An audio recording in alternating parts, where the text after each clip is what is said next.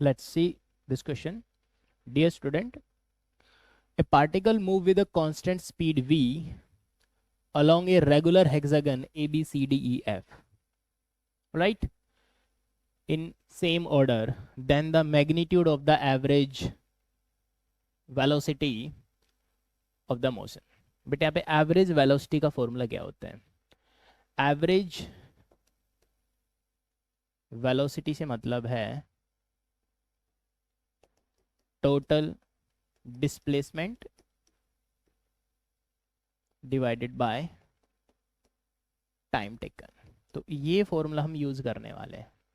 Alright, एक regular hexagon हम यहाँ पे बना ले रहे हैं. Is a regular hexagon.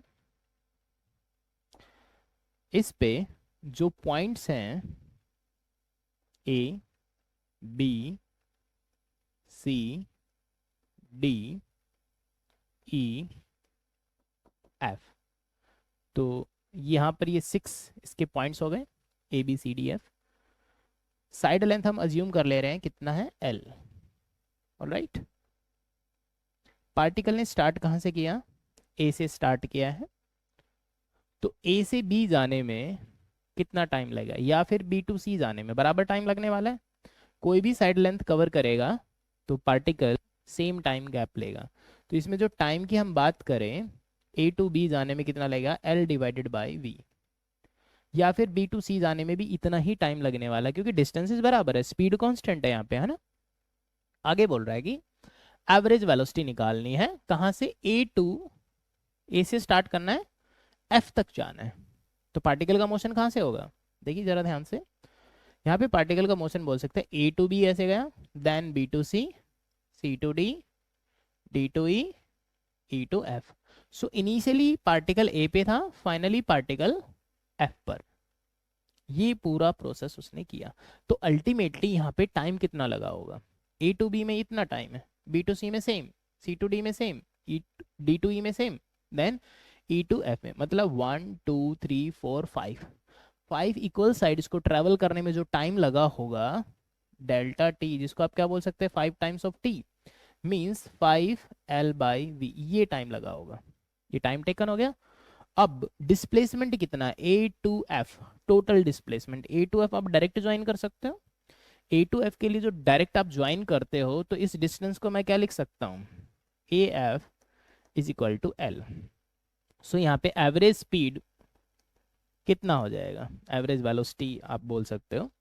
A to F के लिए एवरेज वेलोसिटी आ जाएगा A F divided by delta T, जो टाइम टेकन यहाँ पर है. बट यहाँ पर जो 5L/v, ये तो हो गया डिस्प्लेसमेंट. अब टाइम टेकन कितना है यहाँ पर, सॉरी, डिस्प्लेसमेंट यहाँ पे हो गया L के इक्वल, और जो टाइम टेकन वो कितना है, 5L/v. L से L कैंसिल हो रहा है, सो v/5. सो अपने पास क्या आ रहा है, ए से एफ के लिए एवरेज वेलोसिटी क्या आएगी, v/5. तो ये ए तो करेक्ट अपने पास. ऑलराइट, चलिए नेक्स्ट पार्ट पे देखते हैं. बी पार्ट में क्या बोल रहा है, A to D is v/3. A to D, A to D, तो मीन्स इसको आप डायरेक्ट ज्वाइन कर सकते हो, ए टू डी. बट यहाँ पे ए टू डी में बात करूं तो ये डिस्प्लेसमेंट कितना होगा, रेगुलर हेक्सागन है. रेगुलर हेक्सागन में आप यदि इनको ऐसे ज्वाइन कर दो तो यहाँ पे कितना बनेगा, 6 इक्विलैटरल ट्रायंगल्स बनती है. ये वाली लेंथ एल है, ये भी एल होगा, ये भी एल होगा, ये भी एल होगा, ये वाले, मतलब ए टू डी जो डिस्टेंस है वो कितना है भाई, 2L.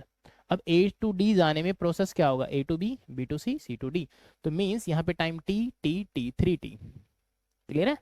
मतलब ए से डी जाने में जो टाइम लगा होगा वो किसके बराबर होगा, 3T के बराबर. इट मीन्स हम यहाँ पे बात करें वेलोसिटी ए टू डी, तो यहाँ पे ए डी का distance, I mean displacement A to D, और टाइम टेकन यहाँ पे 2L, और टाइम टेकन कितना हो गया भाई, 3T. T से मतलब यहाँ पे L/v, means 2L/3L/v. It means 2v/3. Right. So चलिए बी ऑप्शन चेक करते हैं अपना, v/3, विच इज रॉन्ग. भाई गलत हो गया ना ये तो। चलिए अब आते हैं ऑप्शन नंबर सी के ऊपर। सी में क्या बोल रहे हैं, ए टू सी जाने में जो एवरेज वेलोसिटी है वो कितना, √3v/2। कितना है, √3v/2, A to C। चलिए इस रेगुलर हेक्सागन के अंदर हम मूव कर रहे हैं A to C, तो डिस्प्लेसमेंट कितना हो गया, A to C, ये डिस्प्लेसमेंट हो गया। तो ये लेंथ किसके बराबर होगी, मैं इस लाइन को एक्सटेंड कर दे रहा हूँ, ये एंगल कितना हो गया भाई, 60 डिग्री।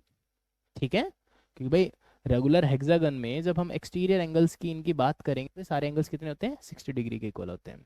ऑलराइट, ये लेंथ है, ये वाली लेंथ है। A to C की जो डिस्टेंस होगी, इस एंगल की बात करें 30 डिग्री हो जाएगा। सिमेट्री से आपको समझ में आ रहा है, 30 डिग्री। सो AC किसके बराबर होगा, इसका ये वाला कंपोनेंट और इसका ये वाला कंपोनेंट। आप इसको बोल सकते हो, AC को बोल सकते हो 2L cos 30, आप ऐसा लिख सकते हो। ऑलराइट, कैसे, थोड़ा एक बार देख लो इधर। यहाँ से मैंने परपेंडिकुलर ड्रॉप किया, ये L लेंथ है, ये भी L लेंथ है, ये 30 डिग्री और ये वाला भी 30 डिग्री। तो ये जो डिस्टेंस होगी और ये जो डिस्टेंस होगी इक्वल्स आएंगी। ये कितनी, L cos 30, और ये भी कितना होगा, L cos 30। तो मैंने टोटल क्या लिख दिया यहाँ पर, 2L cos 30। तो बेटा cos 30 की वैल्यू, cos 30 कितना हो गया, √3/2।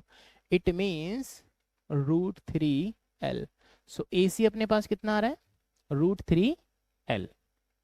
तो बेटा देखिए यहाँ पर VAC √3L, मैं यहाँ पे ऐसे लिख दे रहा हूँ, AC divided by delta T. AC means √3L divided by time taken. तो देखिए टाइम टेकन यहाँ पे कितना होगा, A to B T time लगा, B to C again T time, तो टोटल टाइम यहाँ पे कितना होगा, 2T के बराबर।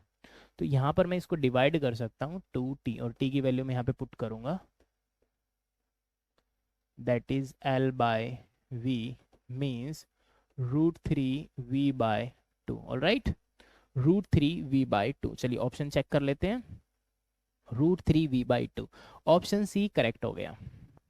राइट, चलिए अब डी ऑप्शन की बात करते हैं। यहाँ पर A to B is V, A से B गया वो डेफिनेटली V है।